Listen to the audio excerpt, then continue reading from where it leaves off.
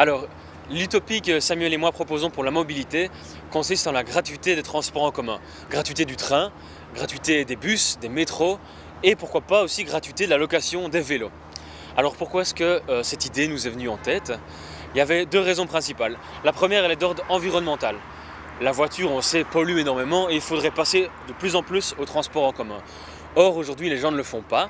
Et une manière de rendre le transport en commun attractif, c'est de le rendre moins cher, et le moins cher possible, c'est la gratuité. On a remarqué dans les villes qui ont aussi la gratuité des bus que ça marchait bien.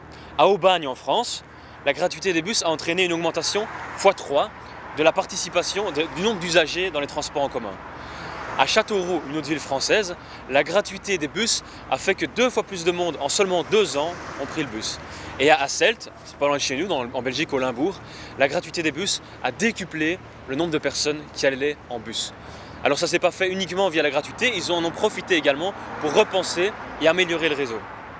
On a aussi vu le nombre de voitures diminuer, moins 16% de voitures à Hasselt, c'est pas négligeable du tout.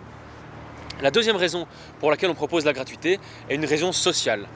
De plus en plus de gens ne savent pas se payer le transport et on a tous vu, pour ceux qui prennent le train, des gens se faire mettre dehors du train parce qu'ils n'ont pas les moyens de payer le billet. La gratuité, c'est une manière de permettre à ces personnes de se déplacer et de ne pas rester chez elles. On a remarqué dans les expériences avec le bus que dans les villes où le bus est devenu gratuit, 50% des nouveaux arrivants sont des gens avec un revenu inférieur à 1 100 € par mois, des personnes précaires. Il y a aussi des impacts intéressants de la gratuité par rapport au tourisme, au commerce local, mais aussi par rapport aux conditions de travail des chauffeurs, puisque la gratuité décrispe les relations et aussi améliore la relation entre l'usager et le service public. Et ce qui fait que dans les villes où elle a été mise en place, elle n'a pas augmenté les incivilités, au contraire, elle a entraîné une discipline des usagers. Comment on peut financer tout ça? Alors, on estime qu'il faudrait pour la gratuité à la fois du bus, du train, du vélo et des trams et des métros, un montant de 2 milliards d'euros. Pour vous donner une idée, 2 milliards d'euros, à quoi est-ce que ça correspond? C'est la moitié de la dotation que l'État fédéral donne chaque année aux voitures de société. L'État fédéral donne chaque année 4,1 milliards d'euros aux voitures de société, selon l'Institut économique de Copenhague. La moitié suffirait à rendre l'ensemble des transports publics gratuits. Ça, c'est si jamais nos politiciens avaient envie de saisir l'idée.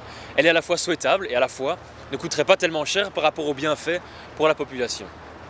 Néanmoins, dans l'entre-deux, comme les pouvoirs publics ne se saisissent pas de ce genre d'idées, ce qui est possible de faire, c'est, à titre individuel, pratiquer la gratuité.